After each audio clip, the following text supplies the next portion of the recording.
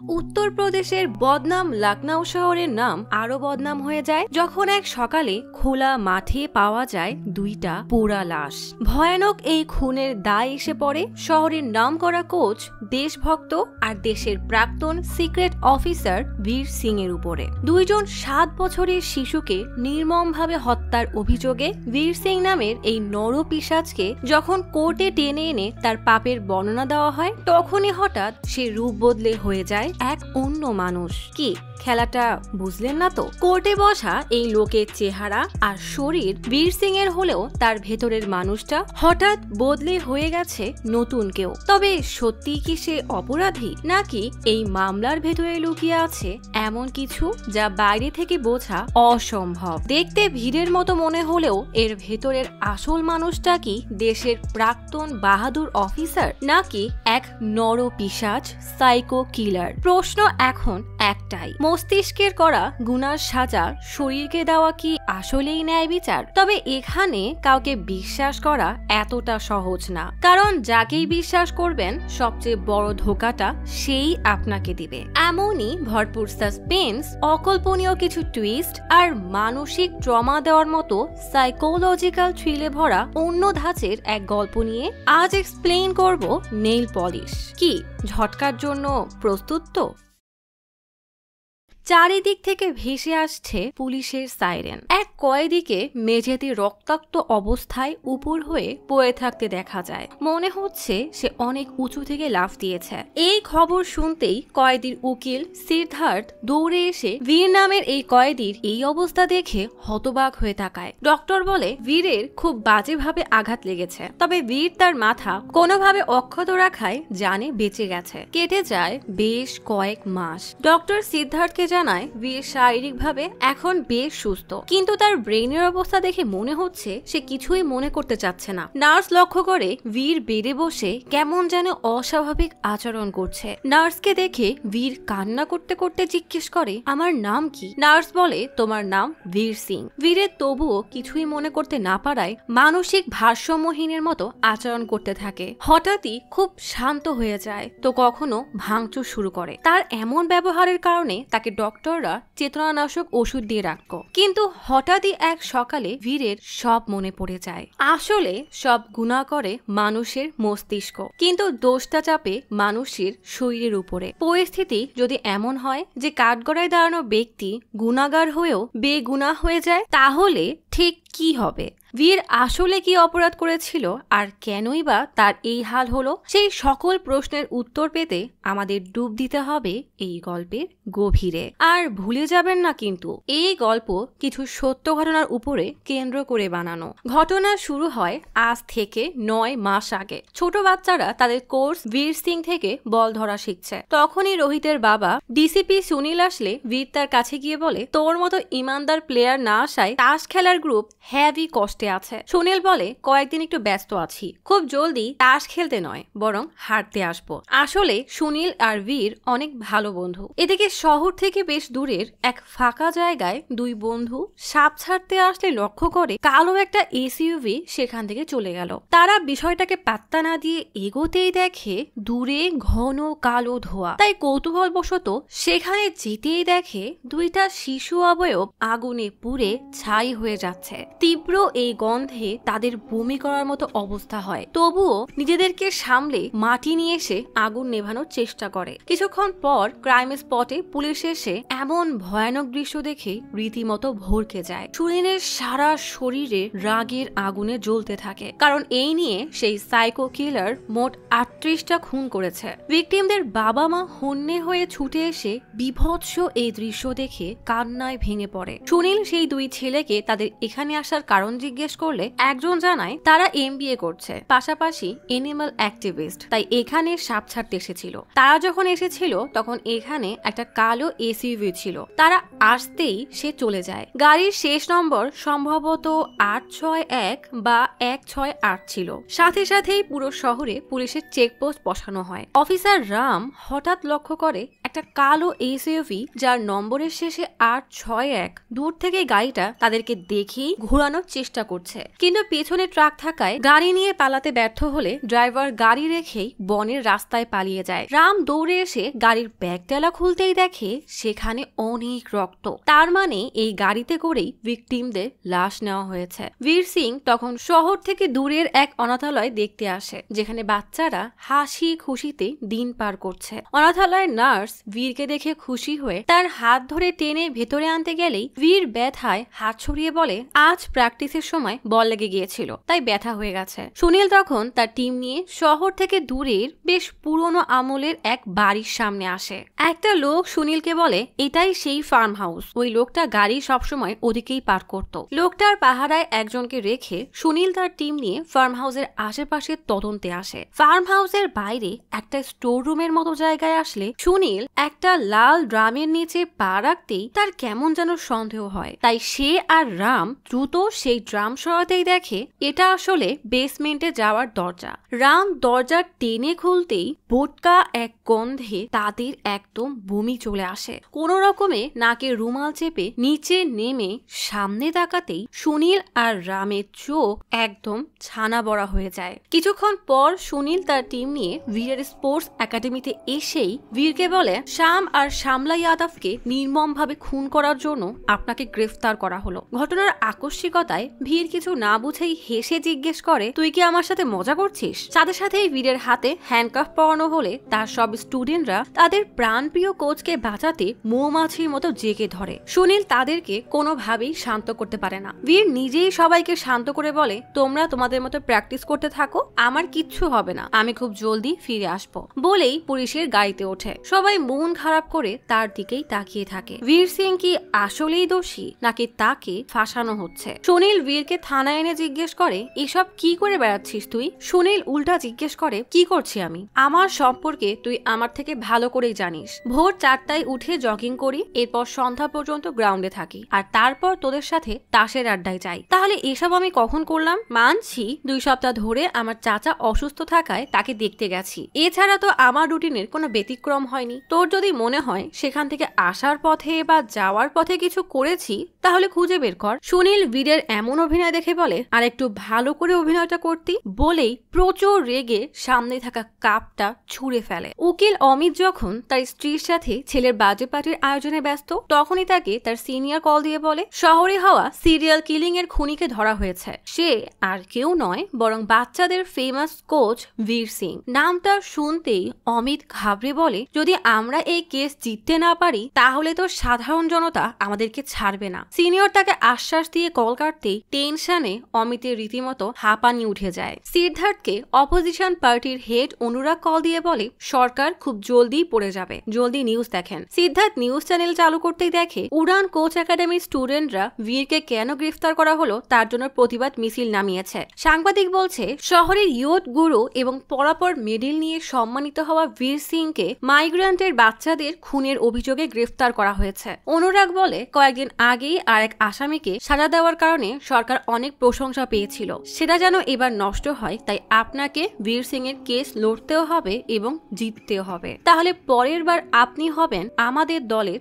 রাজ্যসভার মন্ত্রী। সিড আসলে তার বাবাকে অনেক ঘৃণা করে, তাই তার ইচ্ছা বাবার আগে রাজ্যসভার পদ নেওয়া। এই জন্য সেও রাজি হয়ে যায়। খবরে বলা হয়, মুখ্যমন্ত্রী এমন এক নৃশংস আসামির কঠোর সাজার আবেদন করেছে, তাই বীর সিং এর বেলের আবেদন খারিজ করে তাকে বর্তমানে লখনউ জেলে রাখা হয়েছে। বীরের করা এমন জঘন্য অপরাধের কথা জানার পরে জেলের সবাই তার দিকে কটু নজরে তাকায়, এমনকি তাকে কোনো তরকারিও দেওয়া হয় না, তাই বাধ্য হয়ে শুধু আচার দিয়েই ভাত খায়। অমিত যখন তার দলের সাথে বীরকে কিভাবে দোষী প্রমাণ করবে তা আলোচনায় ব্যস্ত, তখন সিড জেলে বীরের সাথে কথা বলতে আসে। শহরের নামকরা উকিল তার কেস লড়বে শুনে বীর বেশ অবাক হয়ে যায়। সিডকে বলে, আপনাকে অ্যাফোর্ড করার মতো টাকা আমার কাছে নেই। সিড বলে, আমি আপনার কেস ফ্রিতেই লড়বো, তাই চিন্তার কিছুই নেই, তবে কেন লড়বো তা কেস জেতার পরেই জানাবো। সেদিন পুলিশের কাছে বয়ানে আপনি বলেছেন আপনার চাচাকে দেখতে যাওয়ার আগে বা আসার সময় আপনি কোথায় কোথায় গেছেন তার কোনো রেকর্ড আপনার কাছে নেই, তার মানে আপনি নিজের কবর নিজেই খুঁড়ে রেখেছেন। বীর বলে, আসলে সুনীল আমার বন্ধু, তাই ওকে ওভাবেই বলেছিলাম। সিড বলে, মনে রাখবেন এখন থেকে আমি আপনার বেস্ট ফ্রেন্ড, আর সবাই আপনার শত্রু। সিদের সাথে কথা শেষ করে বীর তার সেলের টয়লেট পরিষ্কার করতে ঢুকতেই কিছু লোক এসে তার থেকে পানির বালতি আর মপার নিয়ে বলে এখানে দাদা সাইয়ের রাজত্ব চলে, তাই টাকা না দিলে এই টুথব্রাশ দিয়েই পরিষ্কার করতে হবে বলেই চলে যায়। বীর বোকার মতো দাঁড়িয়েই থাকে। আজ কোর্টে বীরের কেসের প্রথম শুনানি। ওপেনিং এ স্টেটমেন্টে অমিত বলে গত 5 বছরে আমাদের এই শহরে মোট 38 জন মাইগ্রান্ট বাচ্চাকে মেরে ফেলা হয়েছে। সাথে সাথেই সিড অবজেকশন জানিয়ে দাঁড়াতেই অমিত ঘাবড়ে গেলে তার হাত থেকে সব কাগজ পড়ে যায়। সিড বলে বাকি 36 বাচ্চার সাথে এই কেসের কোনো সম্পর্ক নেই। বিচারক রেগে বলে প্রমাণ ছাড়া আপনারা যা খুশি বললেই এই কোর্ট মানবে না, তাই আপনারা ভেবে চিন্তে কথা বলবেন। অমিত বলে সেদিন 2 ভিকটিমের পোড়া লাশ পাওয়া যায়। তাদের অবস্থা এতটাই খারাপ ছিল যে তাদের শনাক্ত করা যায়নি, কিন্তু শ্যাম এবং শ্যামলার সাথে যে অন্যায় হয়েছে তা দেখে সহ্য করতে না পেরে পুলিশ তদন্ত করে বীর সিংকে গ্রেফতার করে। বীর সিং যদিও সমাজের মান্যগণ্য ব্যক্তির মধ্যে একজন, তবে আমরা প্রমাণ করে দিব সে আসলে একজন খুনি। সিড তার ওপেনিং স্টেটমেন্টে বলে গত 5 বছর ধরে 38 বাচ্চাকে খুন করা হলো, অথচ কেউ বীর সিংকে ধরতেই পারলো না। কিন্তু যখনই নির্বাচন কাছিয়ে আসলো তখন পুলিশ তার ব্যর্থতা লুকাতে সমাজের নাম করা এক ব্যক্তির উপরে দোষ চাপিয়ে দিল। বীর সিং যে তার সারা জীবন দেশের সেবায় ব্যয় করেছে। প্রথমে সে সিকিউরিটি ফোর্সে ছিল, এরপর তার জীবনের সব জমা পুঁজি দিয়ে স্পোর্টস একাডেমি খুলে বাচ্চাদের ভবিষ্যৎ বানাচ্ছে। তাকে এভাবে মানহানি করা কোনো খুন থেকে কম না। সিড তার বয়ান শেষ করলে অমিত এই কেসের প্রথম সাক্ষ্য হিসাবে তদন্ত অফিসার ডিসিপি সুনীলকে ডাকে। সুনীল বলে এই 2 বাচ্চার লাশ শনাক্ত করা না গেলে এদেরকেও আমরা বাকি 36 কেসের সাথে জুড়ে দিতাম, কারণ প্রত্যেকটা খুনের প্যাটার্ন ছিল একই। প্রথমে মাইগ্রান্ট বাচ্চাদের কিডন্যাপ করা হয়, এরপর তাদেরকে মেরে লাশ আগুনে পুড়িয়ে দেওয়া হয়। শ্যাম এবং শ্যামলার ক্রাইম স্পটের সাক্ষ্য থেকে আমরা কালো এসইউভি সম্পর্কে জানতে পারি, যে গাড়ি আমরা পরবর্তীতে চেকপোস্ট থেকে আটক করি সেই গাড়িতে আমরা রক্ত পেয়েছিলাম, তবে গাড়ির নম্বর প্লেট আর ডকুমেন্ট ছিল ভুয়া। তাই ইঞ্জিন এবং চেসিস নাম্বার থেকে জানা যায় গাড়িটা কনৌজ নামক এলাকার, মালিকের নাম হারপাল। তবে 5 বছর আগে হারপাল এই গাড়ি আকাশ সিং নামের কাউকে ভাড়ায় চালাতে দিয়েছিল, তবে হারপাল এই আকাশ সিং নামের যার বিবরণ দিয়েছিল বাস্তবে সে কোথাও নেই, তার দেওয়া সব আইডি ছিল নকল। হারপাল জানিয়েছিল সে আকাশ সিংকে একবারই দেখেছে, যার বয়স কম কিন্তু অনেক মোটা আর মুখে দাড়ি ছিল।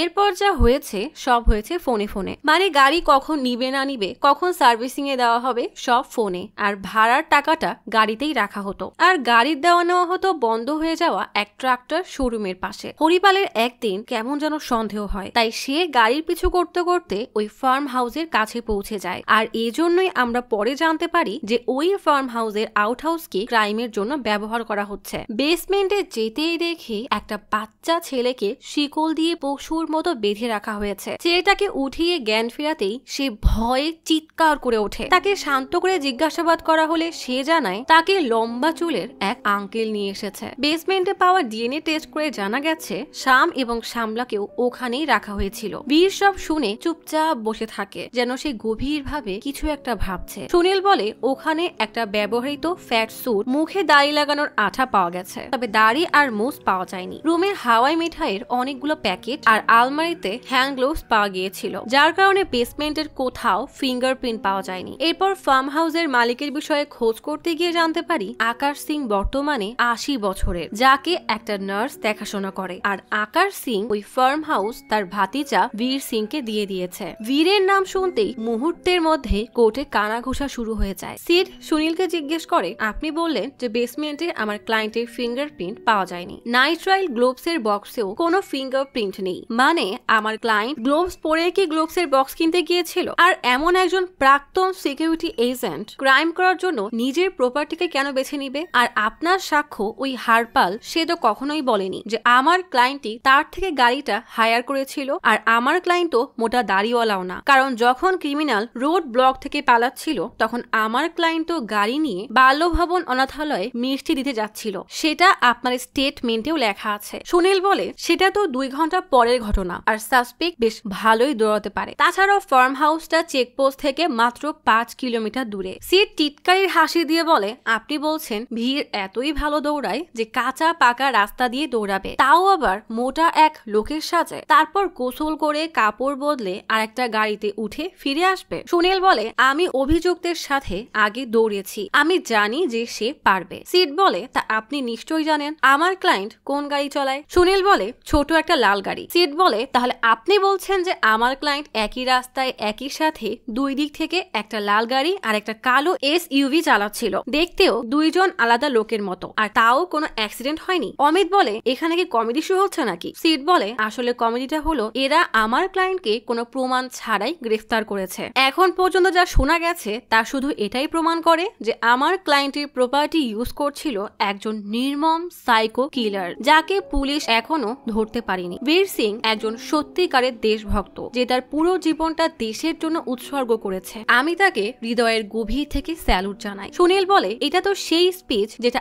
আমি বীর সিং এর জন্য বলেছিলাম, আমি আগে এমনটাই বিশ্বাস করতাম। সিড বলে এমনও হতে পারে কাল হয়তো আপনার এই বিশ্বাসটাও থাকবে না। এভাবেই কোর্টের প্রথম দিনের হিয়ারিং শেষ হয়। এদিকে জেলে রোজকারের মতো বীর খাবার নিয়ে একা একাই টেবিলে বসে পড়ে। এক কয়েদি এসে বলে তুমি তো আমাদের আশা থেকেও বেশি দিন টিকে গেছো। দাদা শাহের অফার কিন্তু এখনো খোলা আছে। সে তোমাকে তার নিজের খাস লোক বানাতে চায়, তবে তার জন্য টাকা লাগবে। দূর থেকে দাদা শাহের নজর বীরের দিকেই ছিল। বীর সব বুঝেও কোনো উত্তর না দিয়ে চুপচাপ তার মতোই সাদা ভাত খেতে থাকে। আজ বীরের কেসের দ্বিতীয় শুনানি। অমিত ফরেন্সিক ডক্টর অলোককে জিজ্ঞেস করে তুমি 7 বছরের শাম এবং শামলার অটোপসি করেছো, এখন বলো মৃতদেহগুলো কেমন অবস্থায় ছিল। অলোক বলে আমাদের কাছে যখন লাশ আনা হয় তখন সেটা পুরোপুরি ভাবে পুড়ে গিয়েছিল, তবুও আমরা তাদেরকে শনাক্ত করতে পেরেছি। দুইজনকেই গলার টিপে খুন করা হয়েছে এবং দুজনের সাথেই অন্যায় করা হয়েছে, সেটা আবার মৃত্যুর আগে এবং পরে। আরেকটা অস্বাভাবিক বিষয় আমাদের নজরে পড়ে, ছেলেটা চোয়াল এমন ভাবে আটকে ছিল যেন মনে হচ্ছিল সে শক্ত কিছুর উপরে কামড়ে দিয়েছিল। পেশিগুলো পুরোপুরি বন্ধ হয়ে গিয়েছিল। ছেলেটার মুখ খুললেই দেখা যায় সে তার জিহ্বায় কামড় দিয়েছিল। সেখানে একটা চামড়ার মতো পদার্থ পেয়েছি যা DNA টেস্টের জন্য পাঠানো হয়েছে। সম্ভাবনা আছে ছেলেটা হয়তো খুনির হাতে কামড়ে দিয়েছে। অমিত অশোককে স্ক্রিনে বীরের হাতের একটা ছবি দেখিয়ে বলে যখন বীরকে গ্রেফতার করা হয় তখন বীরের হাতে একটা কামড়ের চিহ্ন ছিল। বাইট মার্ক এক্সপার্ট আসলে আমরা এর আরো ভালো বিস্তারিত জানতে পারবো। বলেই বীরের দিকে তাকিয়ে বলে আপনি বেশ ভালোই ব্যথা পেয়েছিলেন তাই না? বরাবরের মতো বীর কোনো উত্তরই দেয় না। সিদ্ধার্থ বলে কিন্তু আমার ক্লায়েন্ট বলেছে ওই চিহ্ন একটা ক্রিকেট বলের আঘাতের কারণে হয়েছে। যখন প্রসিকিউশন ফরেন্সিক এক্সপার্টকে ডাকবে আমিও প্রমাণ করে দিব যে ক্রিকেট বলেরও দাঁত থাকে আর সেটাকে বলা হয় সিম। এরপর কাঠগড়ায় মায়া কানওয়ালকে ডাকা হয় যে একজন ফরেন্সিক এক্সপার্ট যার এই ফিল্ডে 16 বছরের অভিজ্ঞতা আছে। অমিত মায়াকে জিজ্ঞাসা করে আপনার স্টেটমেন্ট অনুযায়ী আপনি অভিযুক্তের DNA স্যাম্পলটি বাচ্চাদের উপরে পেয়েছেন। মায়া বলে হ্যাঁ, ছেলেটার পিঠে আর মেয়েটার নাভিতে ওই কালো গাড়িতে দুইজন বাচ্চার DNA পাওয়া গিয়েছিল। রক্ত, ফ্লুইড, চামড়া সবই পাওয়া গিয়েছিল। অবাক করার বিষয় হলেও ওই গাড়িতে খুনির কোনো DNA পাওয়া যায়নি। অমিত অশোককে বলে তাহলে এটা কোনো ভালো ট্রেনিং প্রাপ্ত ইন্টেলিজেন্ট লোকের কাজ। তা মায়া আপনি সাসপেক্টের ফার্ম হাউসে কি পেয়েছিলেন? মায়া বলে আমরা খুন হওয়া বাচ্চাদের DNA আর কিছু রক্তের দাগও পেয়েছি, তবে সেগুলোর কোনো ম্যাচ এখনো পাওয়া যায়নি। অমিত বলে তার মানে সেখানে আরো প্রায় 36টা বাচ্চার DNA ছিল। আপনি কি ওখানে সাসপেক্টের DNA পেয়েছেন? মায়া বলে হ্যাঁ, সেখানে সাসপেক্টের অসংখ্য DNA ছিল, বিশেষ করে সেই জায়গার আশেপাশে যেখানে বাচ্চাদেরকে টর্চার করা হয়েছে। এছাড়াও ভিকটিমদের প্রাইভেট পার্টের রেসিডিওর সাথে বীর সিং এর ফার্ম হাউসে পাওয়া রাবারের উপরের DNA ম্যাচ হয়ে গেছে। সিদ্ধার্থ টিটকারি করে বলে আমিও তো ওই একই ব্র্যান্ড ব্যবহার করি, তাহলে কি আমিও সাসপেক্ট? মায়া বলে জিনিসটা কে ইউজ করেছে সেটা তখনই জানা যাবে যখন কোনো DNA এভিডেন্স থাকে। সিড রেগে বলে তার মানে আপনার কাছে কোনো DNA এভিডেন্স নেই যা আমার ক্লায়েন্টকে বাচ্চাদের ভেতরের রেসিডিওর সাথে সংযোগ করতে পারে। মায়া এর কোনো উত্তরই দিতে পারে না। সিদ্ধার্থ বলে আমাদের DNA খুব সহজেই ট্রান্সফার হয় আর আমরা যেখানে যাই সেখানেই DNA থেকে যায়। যেমন এই গ্লাসটা ধরতেই আমার DNA এই গ্লাসে চলে গেল, তাহলে এটা খুব সহজেই বোঝা যায় যে আমার ক্লায়েন্টের DNA কিভাবে বাচ্চাদের শরীরে পাওয়া গেল, কারণ তারা আমার ক্লায়েন্টের প্রপার্টিতে পড়েছিল। তাহলে যে গাড়িতে করে বাচ্চাদের লাশ নিয়ে যাওয়া হয়েছিল সেখানে আপনারা আমার ক্লায়েন্টের কোনো DNA কেন পাননি? মানে যদি আমার ক্লায়েন্টে এত বুদ্ধিমান হয় যে গাড়িতে একটাও DNA না রেখে যায়, তাহলে সে এত বোকা হলো কিভাবে যে ফার্ম হাউসে এত DNA রেখে গেল? উত্তরটা সহজ, যে সে কখনো ওই গাড়িতে ছিলই না, আর সে এটা অস্বীকারও করছে না যে সে ওই বাড়িতে ছিল না। ব্যাস, রহস্যের সমাধান হয়ে গেল। রাতে অমিত রেগে তার টিমের উপরে চিৎকার করে বলে আমাদের এমন প্রমাণ দরকার যেটা বীর সিংকে সরাসরি ক্রাইম সিনে ছিল তা প্রমাণ করতে পারবে। ছেলেটার মুখের ভেতরে পাওয়া রক্তের DNA রিপোর্টের আপডেট কি? মায়া বলে খুব তাড়াতাড়ি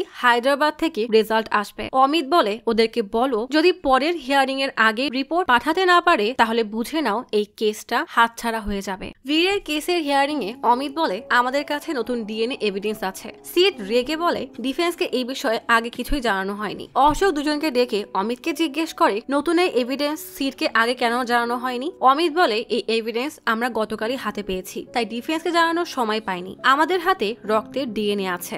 অশোক সিদ্ধার্থের আর কোনো কথা না শুনে জিজ্ঞাসাবাদ শুরু করতে বলে। অমিত এবার ইয়াশপাল শর্মাকে ডাকে। ইয়াশপালকে দেখে বীর খুশি হয়ে হাত নাড়িয়ে ইশারায় জিজ্ঞেস করে সব ঠিক আছে। ইয়াশপাল কোনো উত্তরই দেয় না। ইয়াশপাল বলে আগে আমি সিকিউরিটি ফোর্সে অফিসার ছিলাম, এখন দিল্লিতে রিয়েল এস্টেটের বিজনেস করি। আমি আর বীর খুব ভালো বন্ধু ছিলাম, একসাথে ফোর্সে ট্রেনিং নিয়েছিলাম।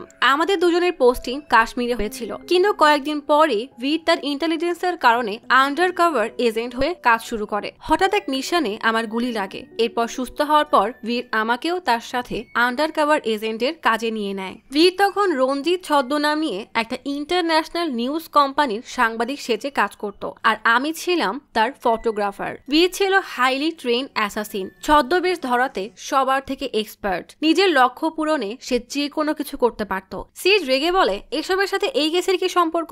অমিত বলে আমরা বীর সিং এর স্বভাব বা চালচলন বোঝানোর চেষ্টা করছি, যেন প্রমাণ করা যায় বীর সিং এর বাচ্চাদের প্রতি অদ্ভুত টান ছিল। বলেই সে ইয়াশপালকে বলে আপনি কি কোর্টকে সেই ঘটনাটা বলতে পারবেন যেটা আপনাকে বীর সিং এর ডার্ক সাইডটা দেখিয়েছিল। ইয়াশপাল বলে আমরা এক বিজনেসম্যানকে ট্র্যাক করছিলাম যে আসলে সন্ত্রাসীদের টাকার যোগান দিত।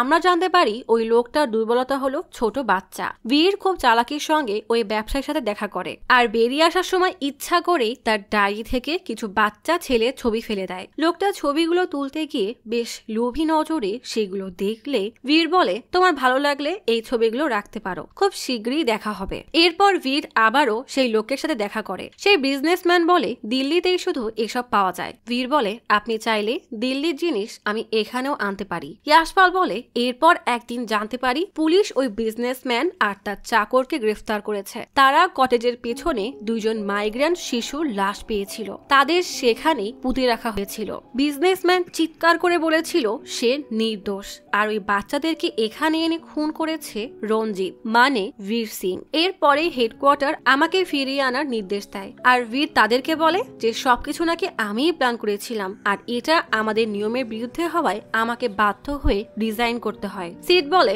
আপনি জানেনই তো এই বিষয়ে আপনার সিনিয়ররা কোনো সাক্ষ্য দিবে না, কারণ এগুলো ন্যাশনাল সিকিউরিটির বিষয়। তাহলে এগুলো তো আপনার মন গড়া গল্পও হতে পারে। আপনি বীরকে এমন এক ঘৃণ্য অপরাধে অভিযুক্ত করে নিজে বাঁচার চেষ্টা করছেন। ইয়াশপাল বলে আমি শুধুমাত্র সত্য বলছি, একজন মহিলা কিছু বাচ্চা তার কাছে দিয়ে গিয়েছিল। সিদ্ধার্থ জিজ্ঞেস করে আপনি কি কখনো বীরকে কোনো বাচ্চার সাথে খারাপ আচরণ করতে দেখেছেন। ইয়াশপাল বলে না। সিদ বলে আপনি যখন শত্রুর ডেরায় আটকে গিয়েছিলেন, সবাই আদেশ পেয়ে পেছনে সরে গেলেও সেদিন বীর সিং নিজের জীবনে ঝুঁকি নিয়ে আপনাকে টেনে নিরাপদ জায়গায় নিয়ে আসে, নিশ্চয়ই মনে আছে। ইয়াশপাল মুখের উপরে না বলে দিলে সিদ্ধার্থ অবাক হয়ে বলে একজন মানুষ আপনার জীবন বাঁচালো আর আপনি তাকেই ভুলে গেলেন। ইয়াশপাল রেগে চিৎকার করে বলে ও একটা মুখোশধারী সাপের মতো, তার সমস্ত সাফল্যের পেছনে অন্য মানুষের রক্ত লেগে আছে। আমি তার কারণে আমার সম্মান চাকরি সব হারিয়েছি। ও একটা খুনি, ওকে তো শাস্তি পেতেই হবে। কনস্টেবল এসে ইয়াশপালকে টেনে হিচড়ে সেখান থেকে নিয়ে যায়। পরের দিন সকালে সিদ্ধার্থ জেলে বীরের সাথে দেখা করতে আসলে সিদ্ধার্থ বলে ওরা ছেলেটার মুখ থেকে পাওয়া রক্তের ডিএনএ টেস্ট করে আইডেন্টিফাই করে ফেলেছে, সেটা তোমার ডিএনএ এর সাথে ম্যাচ করেছে। আমাকে একটা ডিএনএ ল্যাব খুঁজে বের করতে হবে যেন তাদের রিপোর্ট ভেরিফাই করতে পারি, তাহলে ম্যাচ করানোর পার্সেন্টেজ নিয়ে সন্দেহ দেখাতে পারবো। কিন্তু এসবের খরচ অনেক বেশি, কারণ আমাকে এগুলো ইউএস এর এক ল্যাবে পাঠাতে হবে। বীর বলে চিন্তা করো না, খরচ আমি দিব, তুমি আমার জন্য অনেক করেছো। সিদ্ধার্থ আর কোনো কথা না বলেই সেখান থেকে চলে যায়। রাতে খাবার নিতে আসলে সবাই বরাবরের মতো বীরকে খাবার দেয় না। প্রচন্ড ক্ষুধায় বীর দাদা সাহের কাছে যেতেই সে হেসে বীরকে একটা ডিম দেয়। তার মানে এতদিন ধরে বীরের সাথে যা হচ্ছিল তার সবকিছু এই লোকেরই কারসাজি। বীর রেগে কাঁটা চামচ দিয়ে সোজা দাদা সাহের এক চোখ একদম উপরে বাড়ি নিয়ে আসে। সাথে সাথেই দাদা শাহ ব্যথায় চিৎকার করে ওঠে। দাদা সাহেব চামচারা রেগে বীরকে মারতে শুরু করে। মারতে মারতে তার অবস্থা একদম খারাপ করে দেয়। রক্তাক্ত শরীরে সে ওভাবেই পড়ে থাকে। এই দৃশ্যটাই আমরা গল্পের প্রথমে দেখেছিলাম। খবর পেতেই সিদ্ধার্থ দ্রুত হাসপাতালে ছুটে আসে। বীরের অবস্থা দেখে সে হতবাক হয়ে যায়। ডক্টর বলে ওকে খুব বাজেভাবে মারা হয়েছে। ভাগ্য ভালো যে ও নিজের মাথাটা বাঁচাতে পেরেছে, না হলে সে আর বেঁচে থাকতো না। সিদ্ধার্থ অশোকের সাথে কেসের ব্যাপারে কথা বলতে গিয়ে জানায় বীর এখন লাইফ সাপোর্টে আছে। অশোক বলে প্রসিকিউশন কেসটা চালাতে চাচ্ছে। সিদ্ধার্থ রেগে অমিতকে বলে তোমার তো যে করেই হোক এই কেসটা জিততেই হবে, তাই না? একজন মানুষকে নিজের পক্ষে লড়ার সুযোগ না দেওয়াটাও অমানবিক। অমিত বলে ওর উকিল তো আপনি তো থাকছেনই, আর আপনার ক্লায়েন্ট কোনো মানুষ না, সে একটা নরপশু। সে ইচ্ছা করে জেলে মার খেয়েছে যেন এই ট্রায়ালগুলো পিছিয়ে যায়। সিড বলে মানুষটা তো মরে যেতেও পারতো, আর তাতে তো আপনি এই কেস না জিতেও রায় পেয়ে যেতেন, তাই না? আপনি অনেক ভালো মানুষ, তাই কেসের জন্য আপনার এত নিচে নামার দরকার নেই। কেস চলাকালীন সময়ে কোর্টে উপস্থিত থাকার অধিকার আমার ক্লায়েন্টের আছে। এইসব শুনে অশোক বলে বীর হাসপাতাল থেকে ছাড়া পাওয়ার পরই তার ট্রায়াল হবে। অমিত রেগে কোনো কথা না বলেই চলে যায়। কেটে যায় 3 মাস।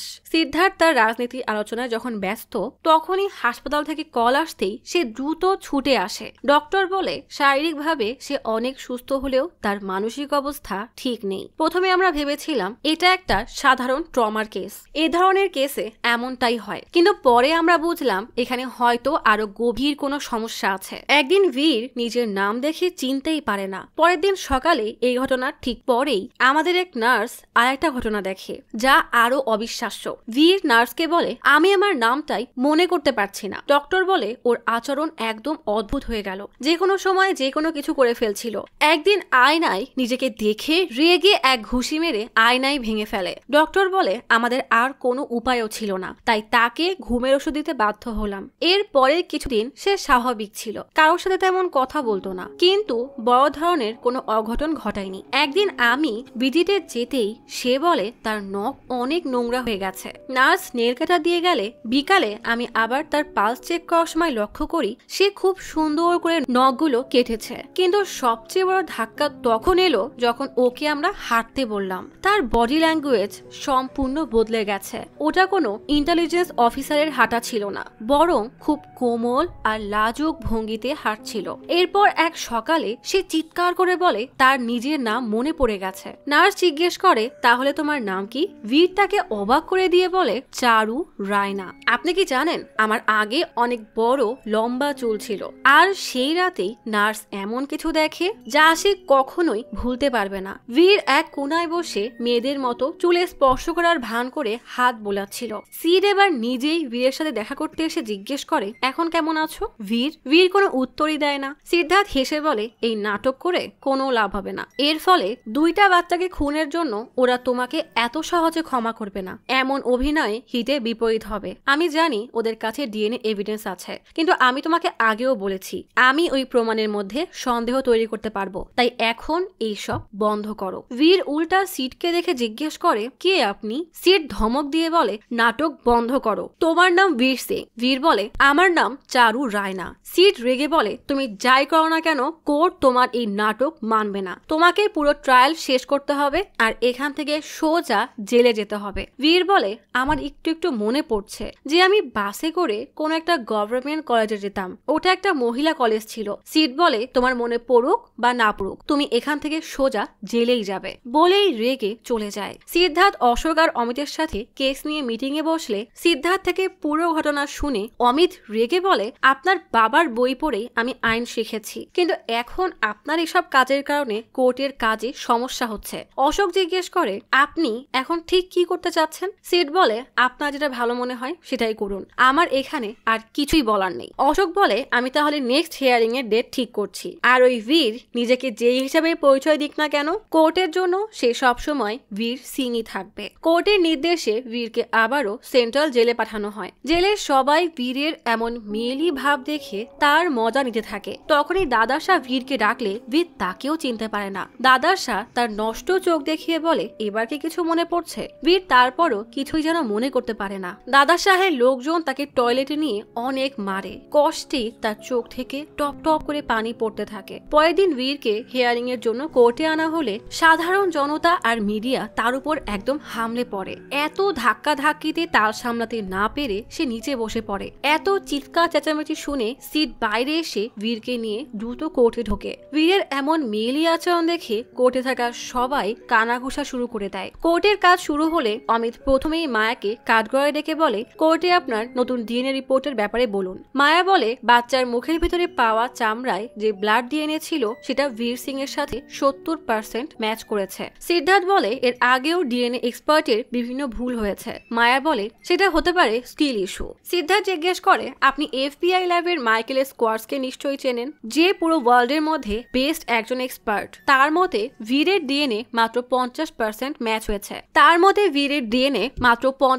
হয়েছে। ম্যাচ হয়েছে। সায়েন্স মানি সেটা অ্যাকুরেট। এবার অমিত বলে আমি শুধু কোর্টকে মনে করে দিতে চাই পার্সেন্টেজ নিয়ে ডিফেন্সই প্রথমে খুঁতখুঁত শুরু করেছিল, কিন্তু যেটা একদম স্পষ্ট তা হলো বৈজ্ঞানিক প্রমাণ স্পষ্ট করে বলছে এই রক্তের ডিএনএ অভিযুক্ত বীর সিং এর দিকেই সোজা আঙ্গুল তুলে দেখাচ্ছে। ওটা 50% হোক বা 70%, তাতে কিছুই যায় আসে না। তখনই বীর বলে ওটা আমার নাম না, আমি চারু রায়না, আমি বীরের সাথে সাইকেল চালিয়ে কলেজ যেতাম। অমিত অশোককে বলে আপনি নিশ্চয়ই দেখতে পাচ্ছেন বীর সিং কি নাটকটাই না করছে। আচমকাই বীর জোরে জোরে তার মাথা টেবিলের সাথে বাড়ি মারলে সবাই দৌড়ে এসে তাকে আটকায়। চেম্বারে এসে অশোক আর অমিত রেগে সিডের দিকে তাকালে সিড বলে আমি আপনাদেরকে আগেই সাবধান করেছিলাম, আমার ক্লায়েন্ট ভয়ানক এক মানসিক ট্রমার মধ্যে দিয়ে যাচ্ছে। অমিত রেগে জিজ্ঞেস করে এসব ট্রমা নাকি ড্রামা? সিড বলে কেউ কেন এমন এক মহিলার মতো আচরণ করবে? সেদিন বীর যে গ্যাংস্টারের চোখ বের করে দিয়েছিল সেই চারুকে তার গোলাম বানিয়ে রেখেছে, তখনও সে চারু পরিচয়ই ছিল। অশোক বলে তাহলে ওকে আবার হাসপাতালেই পাঠানো উচিত। আর অমিত তোমার এখনো আর কয়জন সাক্ষী আছে? অমিত বলে শুধুমাত্র একজন বাইট মার্ক এক্সপার্ট আছে। সিড বলে ট্রায়াল বাতিল করুন আর আমার ক্লায়েন্টের বিরুদ্ধে সব অভিযোগ খারিজ করুন। অমিত অবাক হয়ে বলে আপনি কি পাগল হয়ে গেছেন? আপনার ক্লায়েন্ট ডাবল মার্ডারের আসামি। সিড বলে সেটা ঠিক আছে, কিন্তু যেই মানুষটা এখন আদালতে বসে আছে সে আমার ক্লায়েন্ট না, শুধু তার মতো দেখতে। এই আদালতের সবাই নিজের চোখে দেখেছে যে কি ঘটেছিল। আমার ক্লায়েন্ট ফিরে না আসা পর্যন্ত এই ট্রায়াল চলতে পারে না। অমিত বলে অভিযুক্ত ইচ্ছাকৃতভাবে আদালত থেকে পালিয়েছে, এমনটা ধরে তার অনুপস্থিতিতেই বিচার প্রক্রিয়া চলুক। সিদ্ধার্থ বলে না, এটা আপনি করতে পারবেন না, কারণ আমার ক্লায়েন্টের শরীর আদালতে উপস্থিত, শুধু তার ব্যক্তিত্বটা সেখানে নেই। আইনের ভাষায় বললে একই সঙ্গে এখানে আছে আবার নেই। আইনে স্পষ্ট বলেছে দোষ প্রমাণিত না হওয়া পর্যন্ত কেউ অপরাধী না। অমিত চিৎকার করে বলে আমরা এসব কিছুই মানতে পারবো না। অশোক বলে আইনের প্রথম কাজ হলো নিশ্চিত হওয়া যে আপনার ক্লায়েন্ট আসলেই চারু রায়না হয়ে গেছে নাকি সে কেস থেকে বাঁচার জন্য ভান করছে। আদালত একজন অভিজ্ঞ মনোরোগ বিশেষজ্ঞ নিয়োগ করবে যে বীরের মেডিকেল পরীক্ষা করাবে, আর সে একজন সম্পূর্ণ নিরপেক্ষ এক্সপার্ট। পরের দিন মেন্টাল হাসপাতালে নার্স বীরকে একটা পাঞ্জাবি দিয়ে বলে তোমার জন্য ছোট্ট একটা গিফট, তোমাকে এতে দারুণ মানাবে চারু। চারু নামটা শুনতেই বীর অনেক খুশি হয়ে যায়। এদিকে সিটকে পার্টি অফিস থেকে কল দিয়ে জিজ্ঞেস করে কেস কি বন্ধ হয়ে যাবে নাকি? সিট বলে আমার ক্লায়েন্টের জন্য এটাই ঠিক হবে। ওপাশ থেকে বলে তোমার ক্লায়েন্ট না, পার্টির দরকার কি সেটা ভেবে দেখেছো? ভুলে যেও না তুমি আমাদের লয়ার, ওই বীর সিং এর লয়ার না। সিট রেগে বলে তোমার ওইসব আসন তুমি রাখতে পারো, আমি তোমার মতো কারো তোষামত করতে পারবো না। পরের দিন সকালে চেম্বারে অশোক সিট আর অমিতের সাথে ডক্টর নন্দীর পরিচয় করিয়ে বলে ডক্টর আমাদের এই কেসে সাহায্য করতে রাজি হয়েছে। নন্দী বলে এই রোগের নাম ডিসোসিয়েটিভ আইডেন্টি ডিসঅর্ডার, সংক্ষেপে ডিআইডি। এটা এমন এক অবস্থা যেখানে একজন মানুষের মধ্যে কমপক্ষে 2টা থেকে 200টা পর্যন্ত আলাদা ব্যক্তিত্ব টিকে থাকে, আর সেই ব্যক্তিত্বগুলো পালাক্রমে ওই মানুষের আচরণ আর চিন্তাকে নিয়ন্ত্রণ করে। বীর সিং এর ক্ষেত্রে মনে হচ্ছে এখন একটা ব্যক্তিত্ব তার মস্তিষ্ককে পুরোপুরি দখল করে নিয়েছে। সিড নন্দীকে জিজ্ঞেস করে আমার ক্লায়েন্টের এই নতুন ব্যক্তিত্ব জানেই না সে এখানে কেন আর কিভাবে এসেছে। নন্দী বলে এটাই স্বাভাবিক। ডিআইডির সবচেয়ে বড় লক্ষণগুলোর একটি হচ্ছে আগের মেমোরি নষ্ট হওয়া। সিড বলে মানে প্রতিটা ব্যক্তিত্ব শুধুমাত্র নিজের সাথে হওয়া ঘটনাই মনে রাখতে পারবে? নন্দী বলে হ্যাঁ, আমাদের খুঁজে বের করতে হবে বীর সিং এর শৈশবে কোনো ট্রমাটিক ঘটনা ঘটেছিল কিনা, কারণ মানসিকভাবে নিজেকে আলাদা করে ফেলার বা ডিআইডির ক্ষমতাটা সাধারণত ছোটবেলায় কোনো ভয়াবহ অভিজ্ঞতার সময় হয়ে থাকে। এটা থেকে বোঝা যাবে সে কি অভিনয় করছে নাকি সে সত্যি অসুস্থ। কিছুক্ষণ পর বীর নার্সের দেওয়া নতুন পাঞ্জাবি পরে চেম্বারে আসতেই নন্দী তার পরিচয় দিয়ে বলে চিন্তা করো না, আমি তোমাকে সাহায্য করার জন্যই এসেছি। তোমাকে কি নামে ডাকবো? বীর বলে আমি চারু রায়না, বয়স 32, আমি কাশ্মীরের মেয়ে। আমি আমার স্বামী বিনোদ রায়না আর ছেলেকে নিয়ে ওখানেই থাকি। আমার ছেলেটাকে ভীষণ মিস করি। নন্দী জিজ্ঞেস করে তাহলে তুমি এখন স্বামী আর ছেলেকে রেখে এখানে কি করছো? বীর বলে আমি জানি না, সম্ভবত আমি অসুস্থ ছিলাম, সুস্থ হতেই আমাকে জেলে নিয়ে আসা হয়, আমি কিছুই করিনি। নন্দী বলে তারা বলছে তুমি বীর সিং আর তুমি দুইটা ছোট ছেলেমেয়ের সাথে অন্যায় করে তাদেরকে খুন করেছো। বীর ঘাবড়ে বলে আমি আমার বাড়িতে যাব, দয়া করে আমার স্বামীকে কল করুন, সে ঠিকই আমাকে নিতে আসবে, আমি এখানে থাকতে চাই না। নন্দী বলে তোমার স্বামীর সঙ্গে কিভাবে যোগাযোগ করব?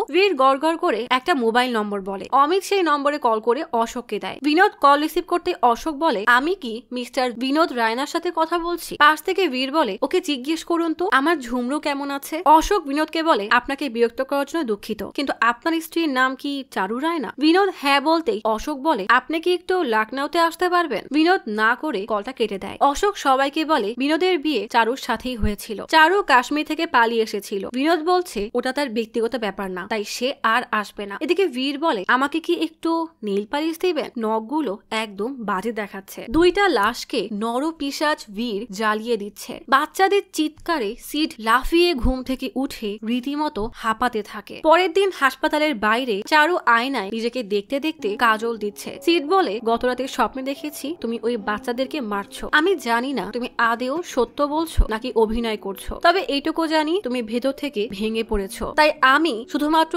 তোমার জন্যই এই কেস লড়বো। চারু। বীর বলে আপনি না অনেক সুন্দর, কিন্তু আমার মতোই একা, তাই না? সিড আর কিছু না বলে সেখান থেকে চলে যায়। পরের দিন বিনোদ সবাইকে বলে প্রথমে ভেবেছিলাম কেউ কল করে মজা করছে, তাই আসার জন্য মানা করে দিয়েছিলাম। চারুর আত্মা কিভাবে ভিড়ের মধ্যে আসলো? আমি তো এখন দ্বিতীয় বিয়েও করেছি, এসব কি হচ্ছে? আমি তো বিশ্বাস করতে পারছি না। অশোক তাকে শান্ত করে বলে মনোবিজ্ঞানী নন্দী আপনাকে সাহায্য করবে। চারুর কোনো ছবি কি আপনার কাছে আছে? বিনোদ ছবিটা এগিয়ে দিতেই দেখা যায় পরীর মতো দেখতে মিষ্টি একটা মেয়ে। বিনোদ জানায় পারিবারিক ভাবে তার সাথে চারুর বিয়ে হয়েছিল, সে তখন চারু থেকে 20 বছরের বড় ছিল। আসলে চারুর পরিবারের অবস্থা বেশি একটা ভালো ছিল না, আর সে দেখতে অনেক সুন্দরী ছিল, তাই বিনোদও রাজি হয়ে যায়। তাদের বিয়ে হয়েছিল 2007 এপ্রিলে। 1 বছর পরেই তাদের ছেলের সন্তানের জন্ম হয়। ছেলের নাম রাখা হয় কাপিল। নামটা বিনোদের মাই রেখেছিল। তবে চারুর সাথে বিনোদের সম্পর্ক বেশি একটা ভালো ছিল না। প্রায় 10 বছর আগে চারু কাশ্মীর থেকে পালিয়ে যায়। অশোক বলে আপনি যা যা বলছেন সেই সবকিছু চারু আমাদেরকে আগেই বলেছে, তবে সে যে কাশ্মীর থেকে পালিয়েছিল সেটা তার মনে নেই। বিনোদ ঘাবড়ে বলে দেখেন আমার পক্ষে এখন ওকে মেনে নেওয়া সম্ভব না, আমার সংসার আছে, বাচ্চা আছে। অশোক বুঝিয়ে বলে ঘাবড়ানোর কিছু নেই, আপনি আমাদের সাথে কিছুক্ষণ বসুন। বিনোদ নিজেকে কোন রকমের শান্ত করে বসতেই বীরকে দেখে বেশ অবাক হয়। বীর এসে বিনোদের কাছে ছুটে যেতে গেলেই দুইজন অফিসার তাকে কোন রকমের টেনে সোফায় বসায়। বীর ছলো ছলো চোখে বিনোদকে বলে চেহারার একই হাল বানিয়েছেন, চোখের নিচে কালি পড়ে গেছে, বলেছিলাম না রাতে হলুদ দুধ পান করবেন। নিজের এই রূপে নিজেই ইতস্তত হয়ে বলে চিন্তা করবেন না, চুর বড় হলে সব ঠিক হয়ে যাবে। আমাদের ছেলেকে আনেননি কেন? বিনোদ হতবাক হয়ে তাকিয়ে বলে সে মিউজিক ক্লাসে। বীর বলে আমাদের ছেলে গান শিখছে? আচ্ছা মনে আছে আমি প্রায় আপনাকে একটা গান শোনাতাম? বলেই সে গান গাইতে শুরু করলে বিনোদ ভূত দেখার মতো চমকে দিয়ে দৌড়। বীর হতবাক হয়ে জিজ্ঞেস করে উনি না আমাকে নিতে এসেছিল? কিছুক্ষণ পর জানালার অপর পাশ থেকে বিনোদকে রেগে উকিলের সাথে কথা বলতে বলতে যেতে দেখে বীর তার দিকে অসহায়ের মতো তাকিয়ে থাকে। বীরের এমন হাল দেখে ডক্টর নন্দী বলে এটা কিভাবে সম্ভব? অমিত রেগে বলে এ সবকিছু ওর নাটক। আচ্ছা আপনারা কি একবারও বীরকে জিজ্ঞেস করেছেন যে চারুর সাথে তার কি সম্পর্ক? সে হঠাৎ চারু হওয়ার নাটকটাই বা কেন করছে? চারু তো বীরের নাম শুনতেই পারে না, উল্টা বীরের নাম শুনলে তার মিলোড্রামা শুরু হয়ে যায়। তাহলে বীর কেন চারু হওয়ার ভান করছে? এই সব প্রশ্নের উত্তর পেতে নার্কো টেস্ট করাতে হবে। সিড বলে সেটা আপনারা করাতেই পারেন, তবে তার জন্য আমার ক্লায়েন্টের পারমিশন লাগবে, আর সে তো পারমিশন দিতেও পারবে না, কারণ সে তো এখন এখানেই নেই। নন্দী বলে এখন তাহলে একটাই উপায়, আর তা হলো হিপনোসিস। এর মাধ্যমে আমরা বীরের আসল সত্য জানতে পারবো। পরের দিন নন্দীর কথা মতো বীরের হিপনোসিজম শুরু হয়। নন্দীর কথা শুনতে শুনতে বীর ধীরে ধীরে চারুকে দেখতে শুরু করে। নন্দী বলে যখন তোমার নতুন নতুন বিয়ে হয়েছিল তখনের কথা মনে করো। বীর শূন্য দৃষ্টিতে তাকিয়ে বলে বাবা মা এক বুড়োর সাথে আমাকে বিয়ে দিয়ে দিল, বলদ একটা লোক, ওকে দেখলেই ঘৃণা হতো, কিন্তু যত যাই হোক সে আমার স্বামী ছিল, তাই চুপচাপ সব মেনে নেই। বিয়ের কয়েক মাস পরেই আমি গর্ভবতী হয়ে যাই। এর পরের দিনগুলো প্রায়ই মন মরা হয়ে থাকতাম, নিজেকে খুব একা মনে হতো। বাচ্চা হওয়ার পর একদিন ছেলেকে নিয়ে বাগানে বসে গুনগুন করে গান গাচ্ছিলাম, হঠাৎ রঞ্জিত এসে বলে আপনি খুব সুন্দর গান করেন, বলেই চলে যায়। পরের দিন চারুকে বাগানে দেখে রঞ্জিত এসে জিজ্ঞেস করে কি ব্যাপার, আজ গান গাইছেন না কেন? চারু রেগে তাকালে রঞ্জিত হেসে জিজ্ঞেস করে তা কার বাচ্চা উঠিয়ে এনেছেন? মাসুম চারু অবাক হয়ে বলে ও আমার ছেলে। রঞ্জিত অবাক হয়ে বলে তোমাকে দেখে কে বিশ্বাস করবে যে তোমারও ছেলে আছে? তাহলে তোমার স্বামীকে বলতেই হবে যে তোমাকে পেয়েছে মানে সে অনেক লাকি বলেই দেয়াল টপকে ভেতরে আসতে গেলেই চারু ঘাবড়ে বলে, এসব কি করছেন? রঞ্জিত বলে, যাই তোমার স্বামীকে বলে আসি। চারু বলে, না না, সে এখন বাসায় নেই। রঞ্জিত হেসে বলে, ঠিক আছে, যদি কাল গান না করো তাহলে কিন্তু দেওয়াল টপকে ভেতরে চলে আসবো, বলেই চলে যায়। পরের দিন রঞ্জিত বাগানে আসতে দেখে চারু সেখানে নেই, তাই মন খারাপ করে তার জিপের কাছে আসতেই লক্ষ্য করে সেখানে চাবি নেই। তখনই চারু পেছন থেকে বন্দুক ধরেছে এমন ভান করে চাবি দিয়ে বলে, জিপে চাবি রেখে গেছেন, এর সাজা তো আপনাকে পেতেই হবে। দুইজনেই মুচকি হাসে। আর এরপর থেকে চারু আর রঞ্জিতের বন্ধুত্ব গাঢ় হতে থাকে। তারা প্রায়ই সবার থেকে লুকিয়ে ঘুরতে শুরু করে, বাস্তবতা থেকে লুকিয়ে তাদের নতুন এক দুনিয়া বানায়। রঞ্জিতের সাথে চারুর সময়গুলো জাদুর মতো কাটতে থাকে। একদিন কিছু মাইগ্রেন্টের সাথে তাদের বাচ্চাকে দেখে রঞ্জিত মন খারাপ করে বলে, এদের মতো অসহায়দের জন্য কিছু করতে পারলে ভালো লাগতো। চারু বলে, ওরা কোথায় থাকে তা আমি জানি, তোমার খুশির জন্য ওদেরকে আমি কিছু টাকা আর খাবার দিব। তবে রঞ্জিত তাদের জন্য আরো কিছু করতে চাইতো। একদিন সে আমাকে জানায় তার নাকি মাসুরি থেকে কাশ্মীরে আসা নতুন এক বিজনেসম্যানের সাথে বন্ধুত্ব হয়েছে। সে মাসুরির অনেক বড় একটা বোর্ডিং স্কুলের ট্রাস্টি। আমি তার সাথে কথা বলে ওই দুই বাচ্চাকে ভর্তি করে দিতে পারি, কিন্তু তার বাবা মা আমার মতো অপরিচিতকে কেন বিশ্বাস করবে? বাচ্চাদের সুন্দর ভবিষ্যতের কথা ভেবে চারু বলে, ওরা আমাকে বিশ্বাস করে। আমি বললে নিশ্চয়ই রাজি হবে। পরের দিনই চারু ওই বাচ্চাদের বাবা মাকে বুঝিয়ে তাদের নিয়ে রঞ্জিতকে দেয়। বাচ্চার বাবা আর মা রঞ্জিত সম্পর্কে জানতো না, কারণ চারুকে সে আগেই মানা করে দিয়েছিল। কয়েকদিন পর চারু সেই ঝুপড়িতে গিয়ে দেখে ওই বাচ্চাদের বাবা মা আয়ের জন্য অন্য শহরে চলে গেছে। চারু বলে, কয়েকদিন পর আমি আমার এক বান্ধবীর সাথে দেখা করতে শহরের আরেক প্রান্তের বাজারে গিয়েছিলাম। সেখান থেকে ফেরার সময় আমি আমার জীবনের সবচেয়ে বড় ধাক্কাটা খাই। সেই ছেলের বাচ্চাটাকে একটা বাসার জানালায় দাঁড়িয়ে কান্না করতে দেখি। কিছু বোঝার আগেই কে যেন তাকে হ্যাচকা টান দিয়ে নিয়ে যায়। চারু তীব্র অপরাধ বোধে শেষ হয়ে যাচ্ছিল। পরের দিন রঞ্জিতকে এই বিষয়ে জিজ্ঞেস করলে রঞ্জিত বলে, আরে এটা তো সম্ভবই না, আমি নিজে ওদেরকে স্কুল বাসে উঠিয়ে দিয়েছি। চারুর মন তবুও না মানলে বলে, স্কুলের নম্বরে কল করেও বন্ধ পাচ্ছি, আমার কিছুই ঠিক মনে হচ্ছে না, আমি এখনই পুলিশকে সব বলবো। রঞ্জিত তাকে থামিয়ে বলে, আমি একবার সব শিওর হয়ে নেই, না হলে পরে ঝামেলা হবে। কথা দিচ্ছি যদি কোনো সমস্যা পাই তাহলে দুজনে গিয়ে পুলিশকে জানাবো। তবে চারুর মন মানছিল না, তাই সে ওই বোর্ডিং স্কুলে চিঠি পাঠিয়ে দেয়। কয়েকদিন পর রঞ্জিত এসে বলে, আমি নিজ চোখে ওই দুজনকে স্কুলে দেখে এসেছি, ওরা অনেক ভালো আছে, তুমি মনে হয় কোনো ভুল দেখেছিলে। চারু নিশ্চিন্ত হয়ে বাসায় ফিরতেই সেই স্কুল থেকে চিঠি আসে। চারু দ্রুত পুলিশকে গিয়ে সব জানাতেই পুলিশ সেই বিজনেসম্যানের বাসায় তল্লাশি চালায়। তবে পুলিশকে চারু রঞ্জিতের বিষয়ে কিছুই বলেনি, কারণ কোথাও না কোথাও চারু নিজেও দোষী ছিল। সেই বিজনেসম্যানের বাসার পেছন থেকে দুইটা লাশ পাওয়া যায়। রঞ্জিতের এমন বিশ্বাসঘাতকতায় চারু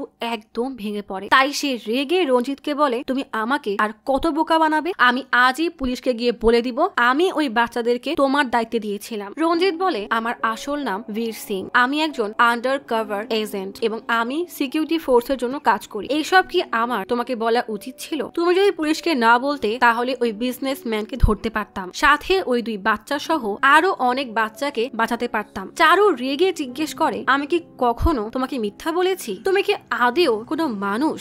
বলে কান্না করতে থাকলে বীর ছলছল চোখে চারুকে বলে, আমাকে মাফ করে দাও, আমি আর কখনোই মিথ্যা বলবো না, আমি আসলে তোমাকে হারাতে চাইনি, তাই এসব লুকিয়েছি, তুমি ছাড়া আমার আর আপন কেউ নেই। বলেই চারুকে শক্ত করে জড়িয়ে ধরলে চারুর মন নরম হয়ে যায়। আর তখনই শয়তান বীর চারুর ঘাড় মোটকে তাকে সেখানেই মেরে ফেলে। সবাই ভেবে নেয় চারু হয়তো পালিয়ে গেছে, তাই কেউ তাকে আর খোঁজার চেষ্টাও করেনি। বীর নন্দীর হাত ধরে বাচ্চাদের মতো কান্না করতে থাকে। আজ বীরের কেসের শেষ হিয়ারিং। শ্যাম আর শ্যামলার বাবা মা অমিতের দিকে আশা ভরা নজরে তাকিয়ে থাকে। আজ হয়তো তাদের সন্তানরা ন্যায় বিচার পাবে। চারুকে এইসব থেকে মুক্ত করার জন্য সিডও বদ্ধপরিকর। এখন দেখার পালা শেষ হাসিটা কে হাসবে। অশোক এসেই বলে, এই কেস এমন এক মোড় নিয়েছে যে এখন সাসপেক্ট দোষী কিনা তা থেকেও গুরুত্বপূর্ণ টপিক হলো এই কেস কি আদেও চলমান থাকার যোগ্য কিনা। তবে কখনোই ভুলবেন না, আমাদের সবার উদ্দেশ্য একটাই, আর তা হলো ন্যায় দেওয়া। অমিত তার ক্লোজিং স্টেটমেন্টে বলে, বিপক্ষের উকিল এই ট্রায়াল বন্ধ করার আবেদন করেছে, কিন্তু এর ফলে কোর্টের কাছে ন্যায় চাইতে আসা ভিকটিমদের পরিবারের সাথে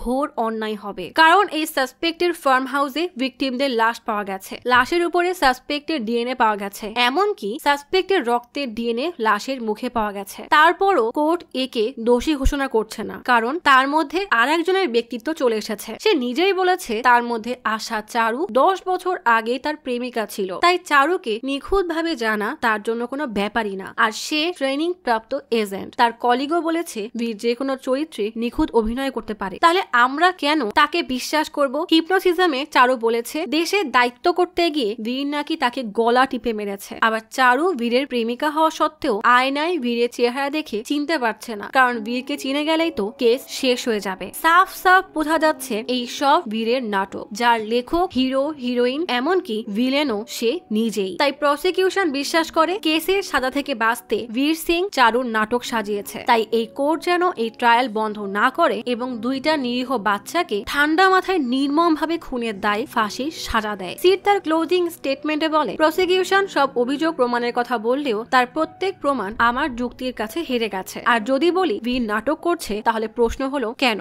আর কেনই বা চারুর খুনের দায় সে স্বীকার করবে? কারণ প্রসিকিউশন নিজেই প্রমাণ করেছে বীর বোকা না। তাহলে আর একটাই কারণ থাকতে পারে, আর তা হলো বীর আসলেই ডিআইডিতে আক্রান্ত। কোর্টের অ্যাপয়েন্ট করা ডক্টর বীরকে দেখে বলেছে সে সম্ভবত 3 বছর বয়সে মাকে হারানোর কষ্ট বলতে বীর তার মধ্যে নতুন এক ব্যক্তিত্ব তৈরি করে। এরপর কোর্টে আর জেলে বীরকে বারবার তার না করা অন্যায়ের জন্য দোষারোপ করা হচ্ছিল। তখন সে সেই কষ্টকে কমাতে নিজের ব্যক্তিত্বকে ভুলে চারুর ব্যক্তিত্বকে আপন করে নেয়। কারণ চারু রাগে ঘৃণায় বীরকে ভুলে গেলেও বীর দেশের দায়িত্ব পালন করতে গিয়ে যখন তার ভালোবাসার চারুকে মেরে ফেলে সেটা সে ভুলতে পারেনি। এই জন্যই সে নিজেকে চারু ভাবতে শুরু করে আর বীরের সব মেমোরি ভুলে যায়। এবার প্রশ্ন হলো বীর সত্যিই চারু হলে আয়নায় বীরকে কেন চিনছে না? মেডিকেলের ভাষায় এটাকে সারপ্রেসড মেমোরি বলে। আসলে আমরা অতিরিক্ত কষ্ট বা ট্রমা পাওয়া কোনো মেমোরিকে ভুলতে চাইলে মস্তিষ্ক সেটাকে দমিয়ে রাখে বা একদম ভুলিয়ে দেয়। তাই চারু বীরের চেহারা একদমই ভুলে গেছে। আর হিপনোসিজমের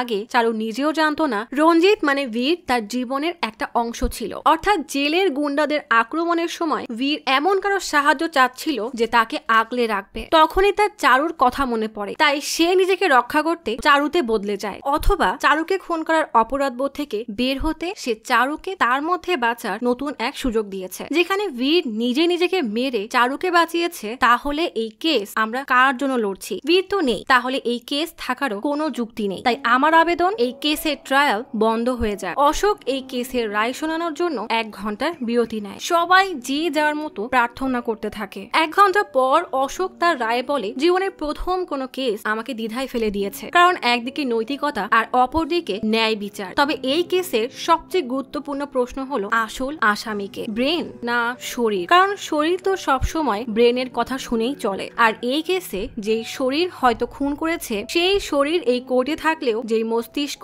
এই গুনাহ করিয়েছে সে উপস্থিত নেই। তাহলে দুই পক্ষের বয়ানকে সম্মান জানিয়ে আমি এই কেসকে অনিশ্চিত সময়ের জন্য বন্ধ ঘোষণা করছি। অমিতের মাথা নিচু হয়ে যায় আর শ্যাম এবং শ্যামলার বাবা মা কান্নায় ভেঙে পড়ে। অশোক বলে এর সাথে সাথে কোর্টের অর্ডার অনুযায়ী বীর সিং এর চিকিৎসা কোনো সরকারি হাসপাতালে করা হবে এবং তার উপরে কড়া নজর রাখা হবে। আর এর মধ্যে 1 সেকেন্ডের জন্যও যদি বীর সিং এর মধ্যে তার আসল ব্যক্তিত্ব ফিরে আসে, তাহলে সেই মুহূর্তেই তার উপর শ্যাম এবং শ্যামলার সাথে অন্যায় এবং তাদের খুনের আরোপ দেওয়া হবে। এবং বীর সিং এর ব্যক্তিত্ব ফিরে আসলে এই কেসের সব প্রমাণ এবং বয়ান সহ এই কেসের ট্রায়াল পুনরায় শুরু হবে। তখন এটা দেখা হবে না যে এই কেসে বীর সিং চারু হয়ে এসেছে না অন্য কোনো ব্যক্তিত্বে। এই রায় শুনে বীর সিং টেবিলে রাখা পেপার ওয়েটটা উঠিয়ে রাগী নজরে তাকায়, ঠিক যেমনটা সে প্রথমে করেছিল। তার এমন চাহনি যদিও আজও রহস্য রয়ে গেছে। আর রেখে গেছে প্রশ্ন যে সে আদেও বীর সিং নাকি চারু। তবে সে বীর সিং হোক বা চারু, দুই ভাবেই ফেসে গেছে। কারণ চারু হয়ে থাকলে তাকে আজীবন মানসিক হাসপাতালে কাটাতে হবে, আর যদি সে বীর সিং হয় তাহলে থাকতে হবে জেলে। আর মানসিক হাসপাতাল কোনো জেল থেকে কম না, বরং আরো কষ্টের। এভাবেই বীর সিং ফেসে গেল তার নিজেরই পাতানো জালে, আর এই অন্তহীন জালে তাকে কাটাতে হবে তার বাকি জীবন। অর্থাৎ সে জিতে গিয়েও হেরে গেল।